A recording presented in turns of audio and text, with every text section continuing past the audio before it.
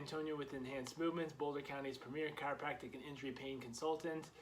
What we're going to be talking about today in Movement Mondays is just isometric holds with weightlifting or weight training to help with stabilization, as well as tuning in, if you want to call it that, to maybe some energy leaks in certain areas of your body where you're having a disconnect. What we're going to be using today is a kettlebell clean, but this can be done with any form of weight training or lifting that you're doing.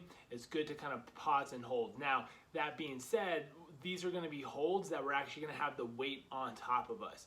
So if you're using a barbell, it might be a front rack hold, it might be a back squat hold, it might be a Zercher hold, it might be an overhead, like at the top of a press, or even an overhead squat, where you're taking a moment and you're going to pause and you're going to hold that position to make sure that you can maintain the shape, make sure that you are in the right, correct, or appropriate shape, and that you can maintain that shape through a prolonged period of time, and how you can adapt and change to those different things.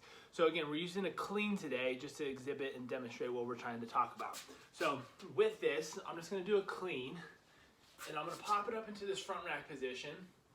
And you really need a weight that can challenge you, because if it's too light, it's not going to stimulate the response that we're ideally looking for. So this 35-pound kettlebell is definitely on that lighter end, but it can definitely still force me to, it's heavy enough to force me to take note of certain areas that are lacking, that are maybe soft, that I need to tighten up if I am going to actually progress and do these into further sets and reps or complexes or whatever that is. So demo again on this other side here, I'm going to clean it up. Okay, so for here, with this kettlebell clean, I'm picturing head to toe, how is each portion of my body integrated, how is it connected to ensure that I can be more efficient when I'm actually, again, lifting and doing these movements. So right now, I'm thinking about my feet. Are my feet anchored? Am I tied to the ground? Am I gripping the floor? From there, do I have a strong connection from my feet to my hips?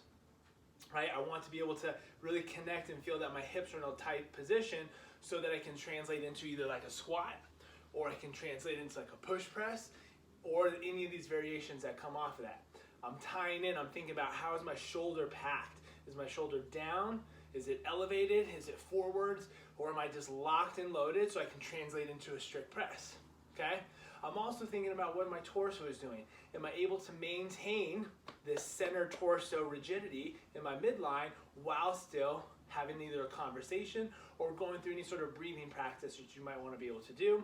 And then last but not least, I'm looking at kind of like head and neck and shoulder position. Am I jutting forward in order to maintain a front rack position, or am I extending back in order for me to maintain a front rack position? All of which can be challenged to if you hold it for a longer period of time, and or by increasing a heavier weight. So there's no right or wrong way to do this. All we're simply encouraging you to do is find a weight in your training, whether it's your warm-up or afterwards or even during your sets. Take a moment, pause, do a quick head-to-toe audit. Are you maintaining the shapes? Are you maintaining your breath, if that is applicable for the movement that you're doing? And are you able to feel like with that, are you able to then generate that into the next movement? Are you able to translate that into another position, whether it be a variation of that movement or anything else? So this is just, again, this is more of an exploration thing to help you get in tune with your body, but also challenge the stability elements by holding isometrically a position or a shape for a prolonged period of time.